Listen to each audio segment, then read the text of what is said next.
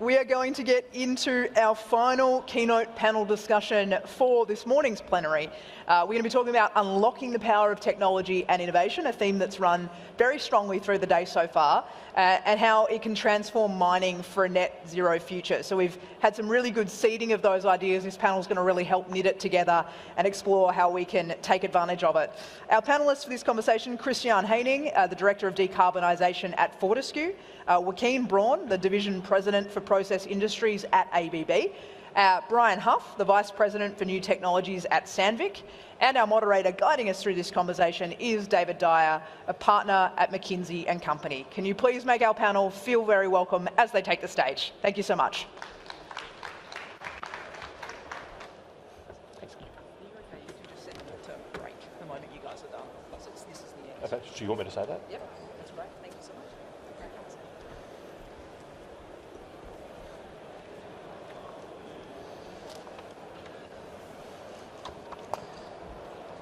Excellent.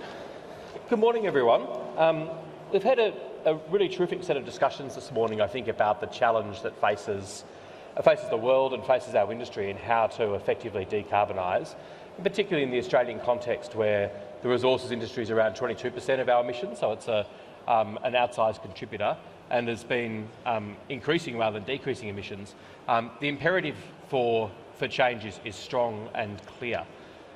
We've had some really good discussions today about how to address that challenge, how to talk about and how to think about collaboration, etc. In this next session, we're blessed to have three fantastic speakers and panellists who are all operating at the cutting edge of technology in this space and in the deployment of that technology, and bring, I think, some really valuable practical insights in what does it take to deploy the technologies we have to accelerate that transition towards a net zero future. And so we're going to spend the next half an hour exploring a little bit that technical challenge and getting into the technology rather than some of the more sort of policy, political type questions we've just heard about. And so we might start just with each of the panellists giving us a little bit of a sense about what you're excited about and what you're seeing in technology that can help us unlock the potential to decarbonise our industry, and what it is that your organisation is doing in this space. And Brian, I might start with you with just a sense of what you're seeing and what's got you excited. All right, yeah, thank you very much. You know, my role is to look at new technologies and kind of have an eye to what's coming in the future.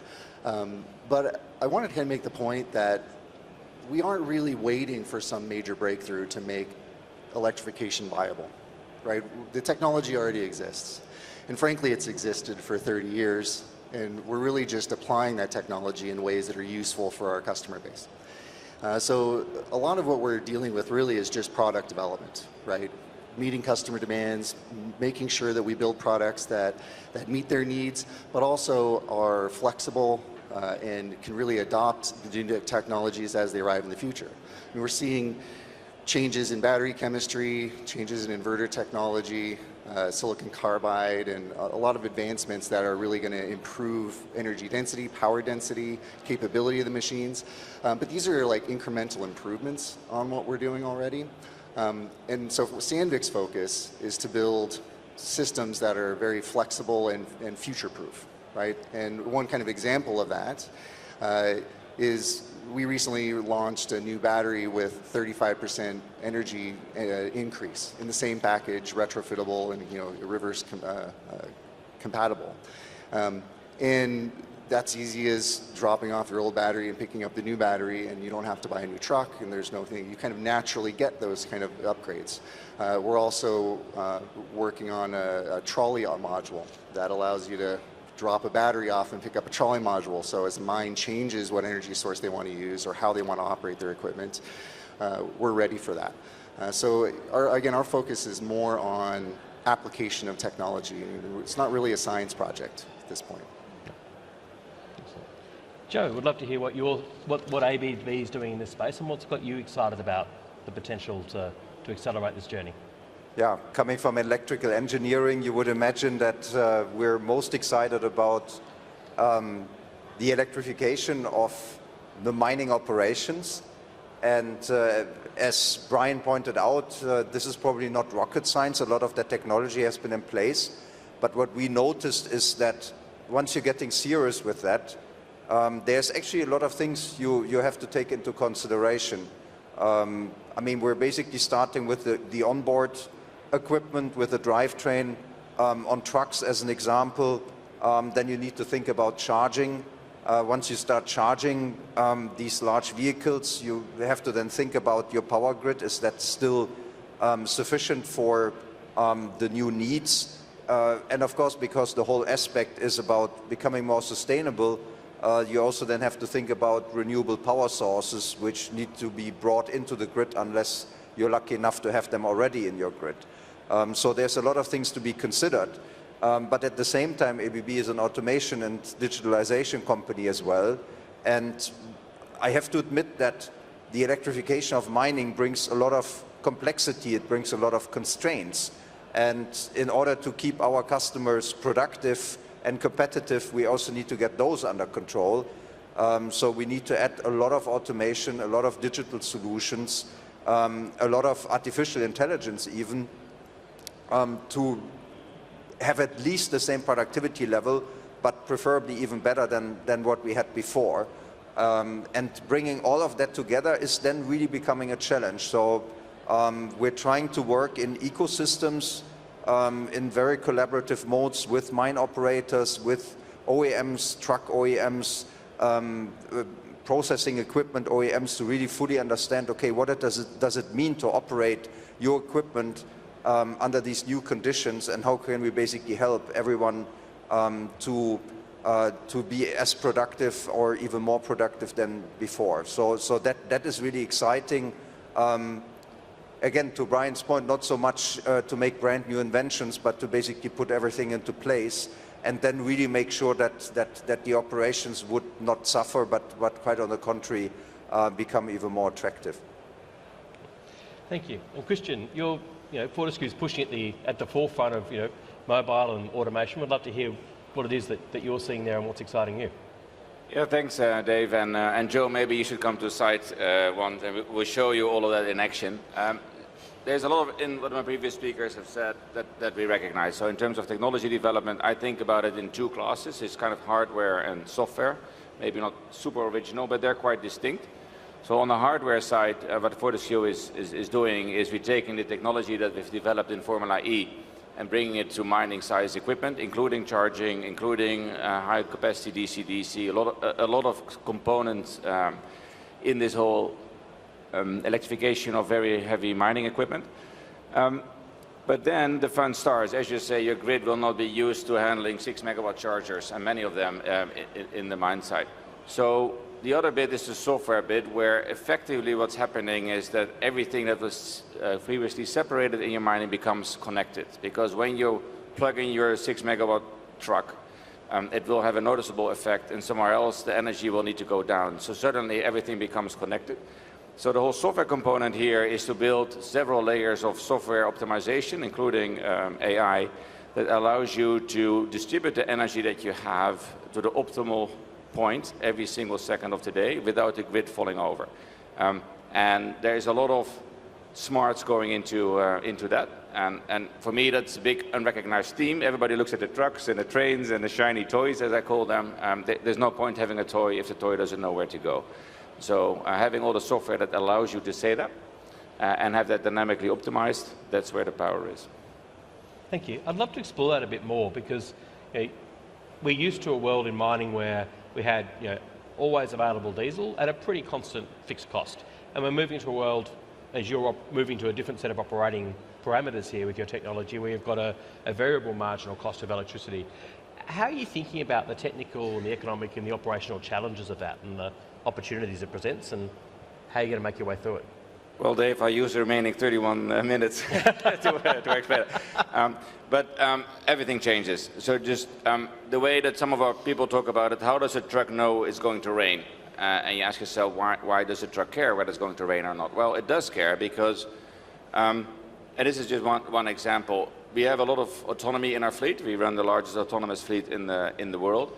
And for the moment, the assignment engine that tells a diesel truck where to go doesn't differentiate between the trucks, and it doesn't differentiate for the time of day. In the future, Every truck is going to be different because it will have a different battery in it, because the chemistry keeps changing and an old battery behaves different from a new battery. But secondly, you need to be weather aware, because if you think that there's not going to be a lot of energy 6 hours from now because it's going to get dark or there is no wind, you want to get some high energy intensive activities out of the way before that happens. So certainly what you ask a truck to do now depends on what you think the truck can do 6 hours from now. And then whether you actually care whether it's going to rain 6 hours from now depends on whether you're ahead of production or whether you're behind of production.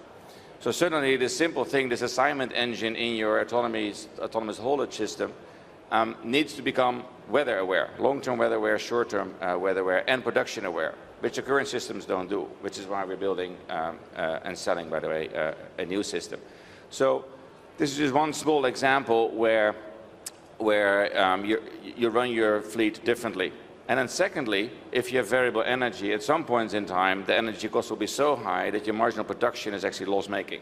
So at that point in time, you're probably better off switching off production, at least for a few hours, rather than continue to produce at a loss, which is of course very different from how all miners have been working. And that then pushes you into inventory management. And so to cut a longer story short, and I won't take the full 31 minutes, Dave, is that everything changes. On every time scale, the bits you develop, the 2-year planning, the 2-week planning, the 2-hour planning, everything changes when you do what we call energy-aware mine planning. And just curious, and we'll move on in a second, but that's a very different way of operating for a mine manager, as you say, who's grown up with a very different paradigm. How are you seeing the human challenge of getting your workforce to think about that in such a different way? Great question, Dave. And at Fortescue, we pride ourselves to run towards problems rather than run away from problems. And for those of you who know Fortescue and who have been anywhere near Australia, you'll know that decarbonization is a big theme that our founder, Andrew, cares a lot about and we talk a lot about. So right now, decarbonization is really the fundamental driver for Fortescue. And I would say almost everybody embraces that because people want to continue to have a good paying job in mine, but also we don't want to kill the planet in doing it, right? So mining in a decarbonized way is a good way of doing it both. So there's a lot of intrinsic motivation to do this. And I'll give you a simple example. 2 weeks ago, one of the managers who manages one of our airstrips in the Pilbara, which is a completely Fortescue owned and operated airstrip, super excited, gave me a call, say, I've completely decarbonized my airstrip. I switched all my lighting to solar, and I put some panels in, my air conditioning is solar. And of course, in terms of emissions, it's a few kilotons, right? So we don't really care too much, but it was a good example of people embracing it. And generally, we find that workforce wants to decarbonize, wants to do something good for the planet, and at the same time keep a well-paying job in mining. Thank you. Joe, you talked before about the role ABB is playing in helping integrate all these different technologies together to help your customers with decarbonisation. It's a complex thing to do without negatively impacting productivity. Curious how ABB is working with your customers and your clients to help them integrate those systems and make that transition in a way that isn't leading them to be concerned about or to suffer from production losses or other disruptions as they're moving from one operating world to another. Yeah, that is indeed quite a colossal challenge. I think first of all, when we think conceptually, we often think maybe even too big. I think first of all, it's important that we allow a gradual implementation of these things, and then we can also create an appetite to do more afterwards. I mean, I like this airstrip example where, you know, it's like a virus. I mean, once you start it somewhere, it will just spread, and that is great. So in order not to make it a too daunting exercise, I would say, okay, let's not talk about the highest possible complexity. Let's not talk about doing all of the electrification in one go. It's good if you have the vision and you pursue it over time, but it's also good if you basically put something in place in a brownfield operation where you can put it now and where you get the biggest bang for the buck. We had been installing trolley lines, which is also, to your point, not really a new technology, but it can be super beneficial. You're going uphill with full load. You get the highest savings, so that's where you initially have the most emissions, so you can cut them out, and you're going at higher speed. So people say, wow, that's really cool. I mean, so we're basically coming closer to our sustainability commitments, while at the same time, operationally, we're really seeing great benefits in this. And I think creating this sort of an appetite is really important. And then also taking the people along a bit to Christiaan's point. If you introduce too much change at a time, it might just overwhelm people. So just basically creating a bit of a confidence, yes, we can operate in this way. And then you basically start putting in more automation.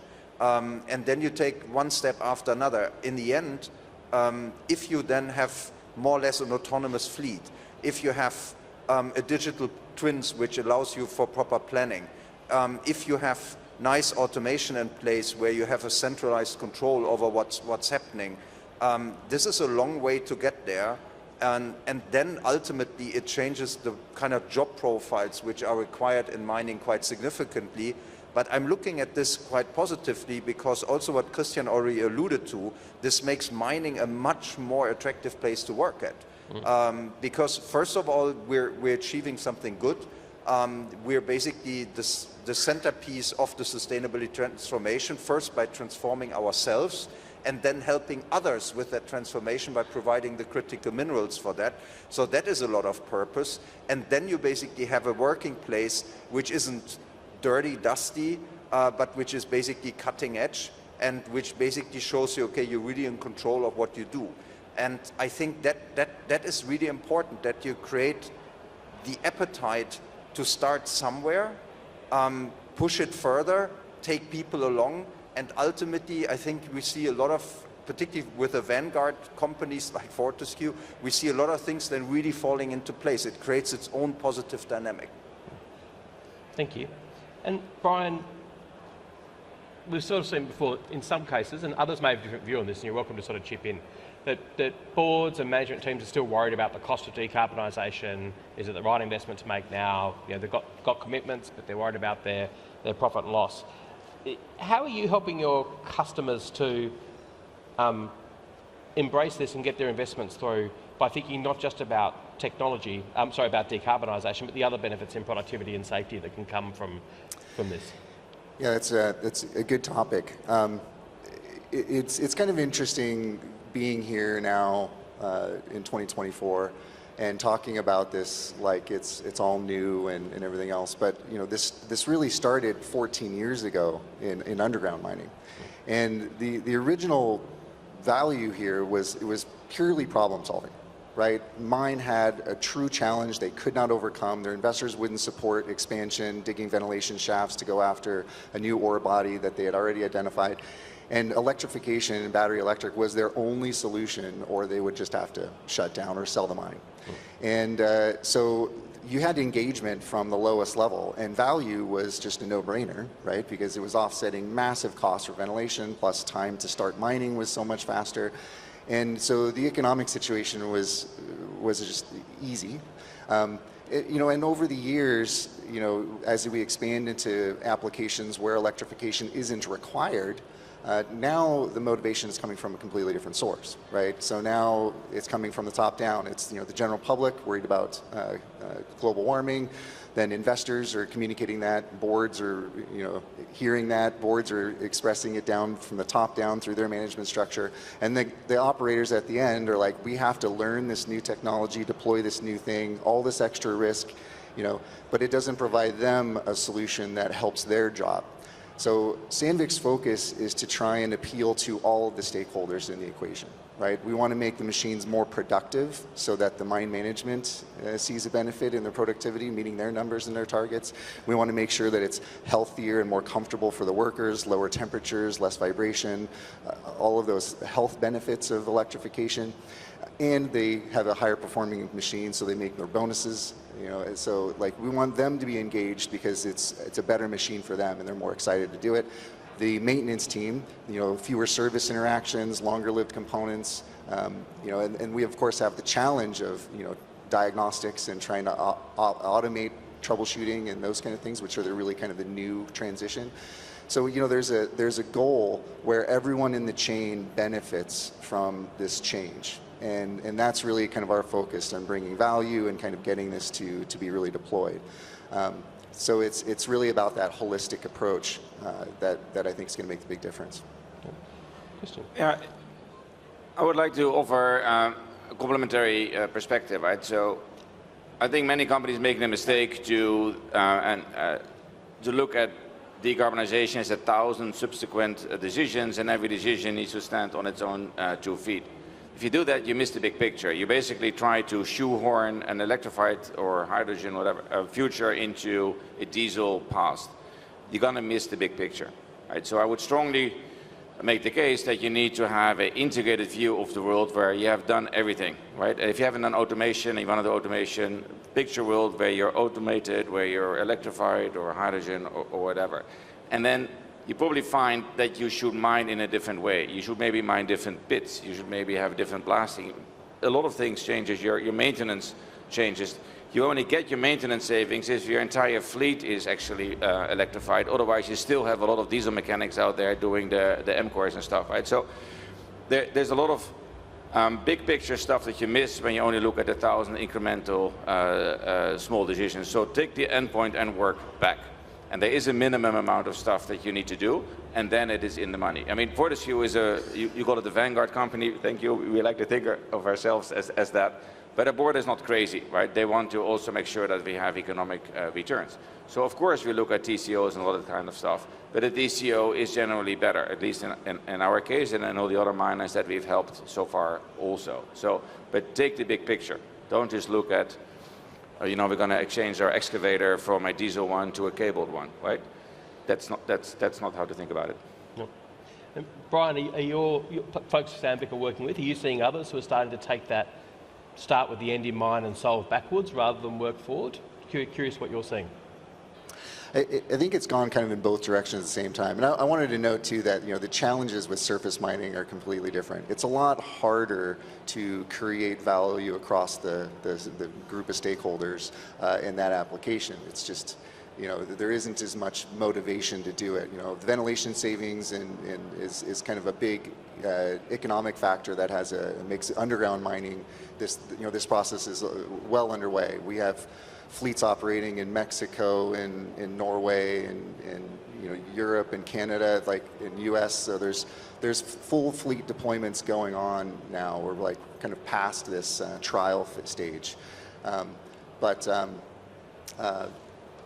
yeah. So I think that that's kind of a key difference there. So as in terms of how we're approaching it, we're coming again from the bottom up and from the top down, right? We have to appeal to the operator, but have a vision of the end game where the mine is fully electrified. And it's a really good point that you're making, that a lot of the benefits of electrification don't really happen until you're fully electrified.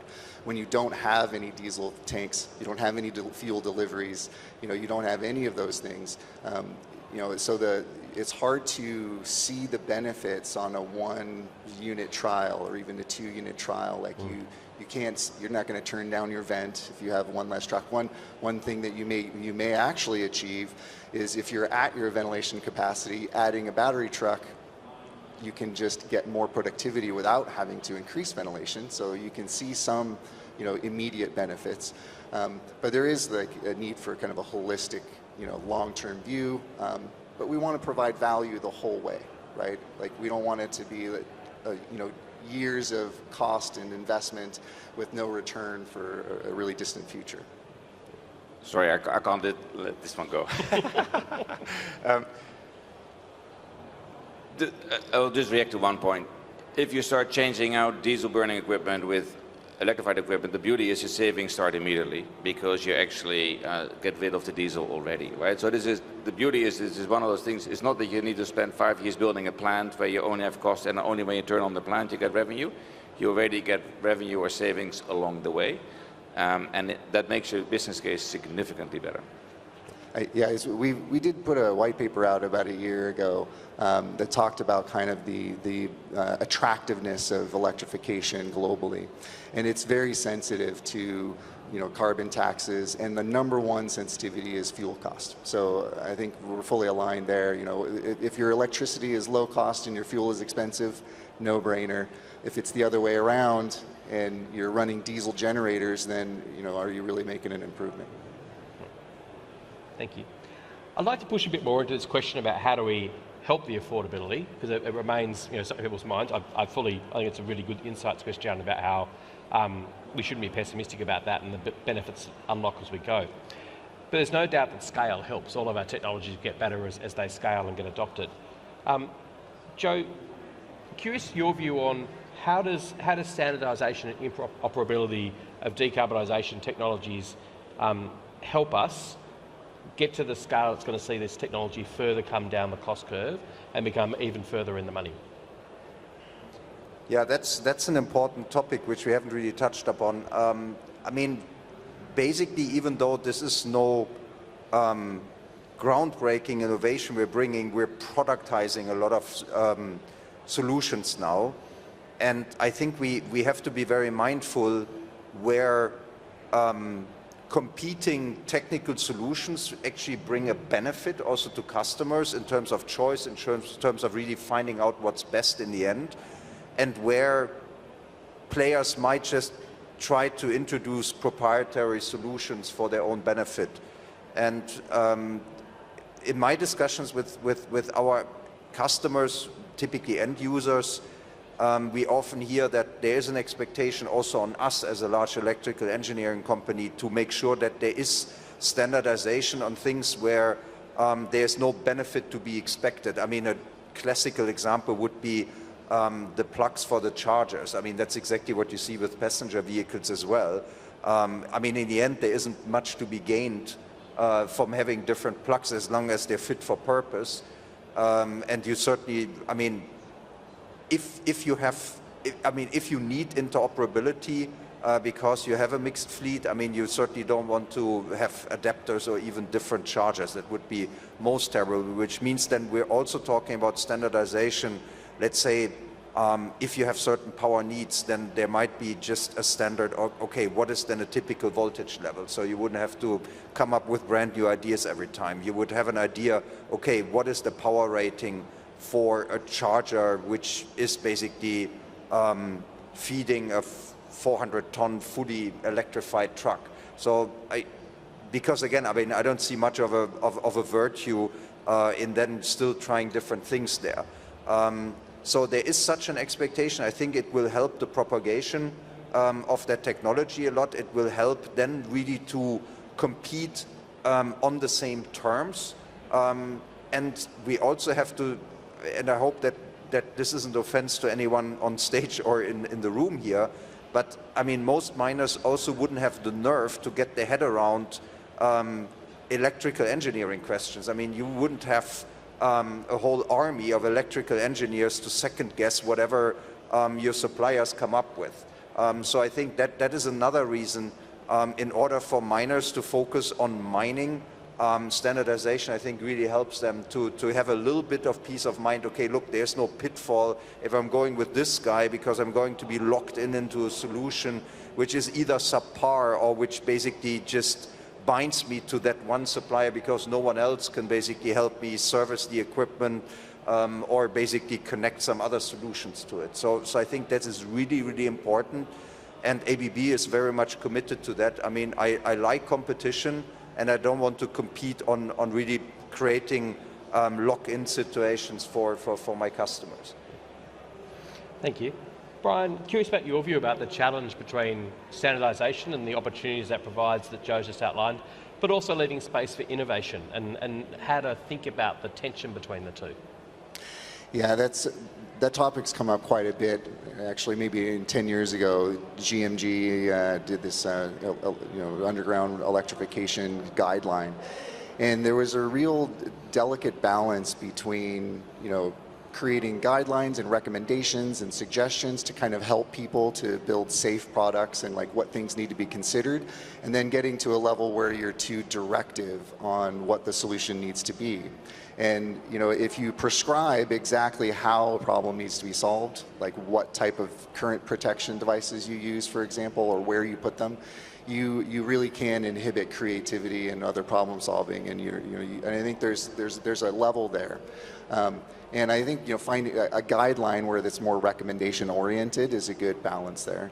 But you need something, right? Because there's also a lot of new companies coming to the market that don't have necessarily the track record or experience to know how to design safe systems, and they can put a risk. And then, as you mentioned, like the mine customers, they don't know how to judge whether the offering is safe or well engineered or not. And so it's really challenging to find a balance there.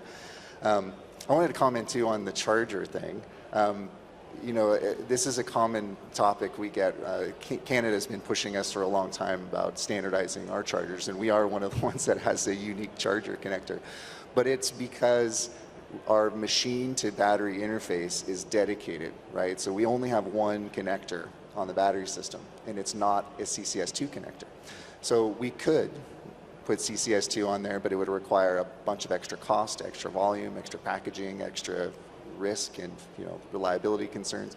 So it's something we're not motivated to do. But of course, we make our chargers CCS2 compatible so that the equipment can be used for other things. But and that's one of those same things, right? Like, we're decreasing cost, improving reliability, and really making our system perform. And in order to do it, we need to stay a little bit away from standardized charging connector.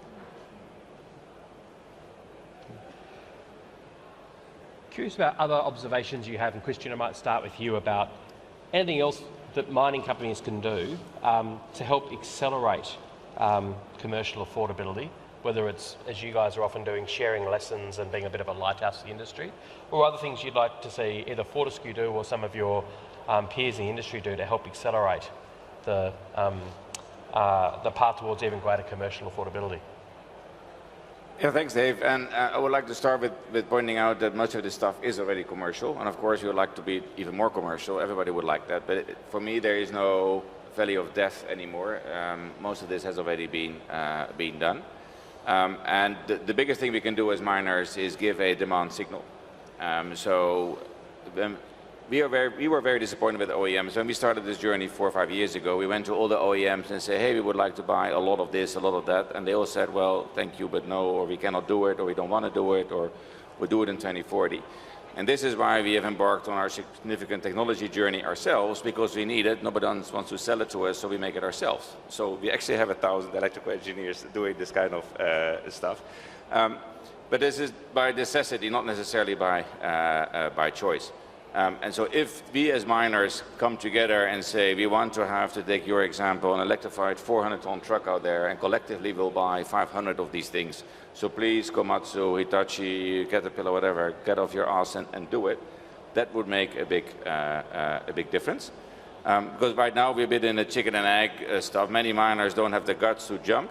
The OEMs don't make equipment because there's no demand for them. And so we have now place an order of $2.8 billion for Liebherr trucks with our batteries in it, and hopefully that get at least that class truck going.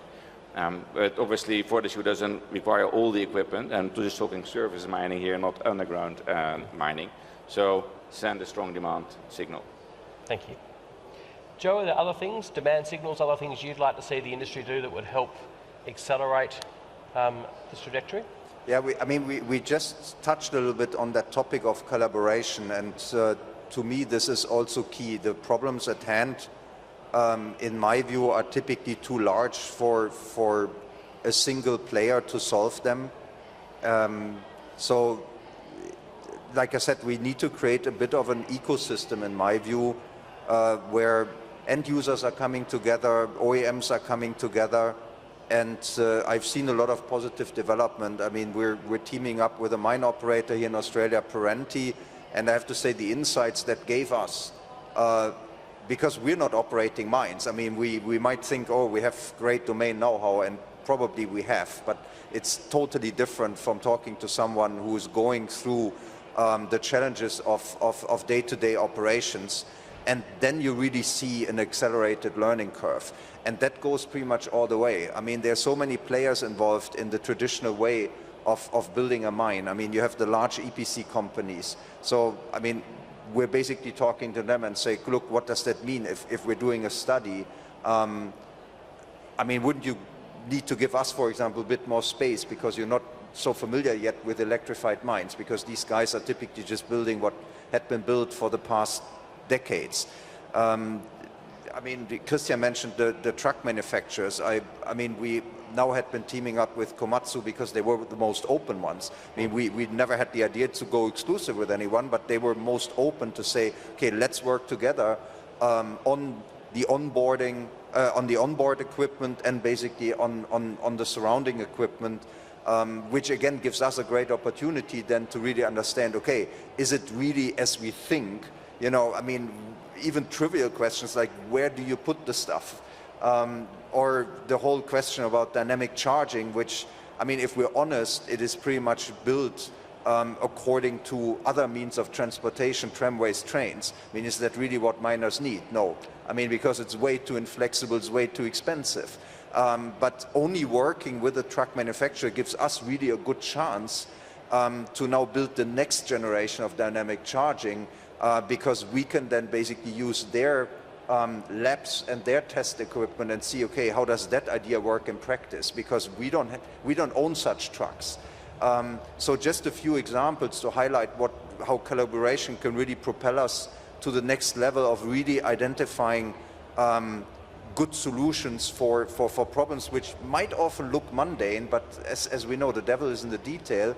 And I think that has to happen across the board. And that is, again, a bit the discussion, standardization versus really striving for the best technological solution, versus really, like you did it, Christiaan, taking a lot of things in your own hands simply because nobody is basically willing to follow you quickly enough. Thank you. Brian. Collaboration? Yeah, and what you'd like to see the industry do that would help Sandvik accelerate and help your peers accelerate on this journey? We've heard about demand signals, heard about collaboration. Anything else you'd like to see? I mean, the biggest challenge right now, I think, is change management, and really, the technology is viable. The products can do what they're reported to do. They work. Maintaining them is a challenge. Having parts distribution, having people in field that can troubleshoot and fix them, like those are challenges. And we can make deployments successful by throwing our best and brightest at it, putting parts on site and really ensuring the success. And we can achieve equivalent or better availability than diesel and higher productivity, all those things. But as soon as we leave, how do we ensure that it's still successful? And I think those are the things that we really need to enable. And that comes with true commitment from customers, buying more than just one trial machine, like fully deploying a fleet of them, investing in the training and parts and everything else that they need in order to maintain them. Like, I think that is really kind of the next hurdle for success. And that's beginning. You know, we've got fleets that are starting. Some have been operating reliably for a number of years already, but it hasn't happened in Australia yet. So we're really excited to get the Australian mining business on board with it. But I think that's really what we need to see. Everyone, especially down under, wants to be first to be second, and second mouse to get the cheese, and all of the excuses not to take a risk and commit to doing it. Except for you, I'll say.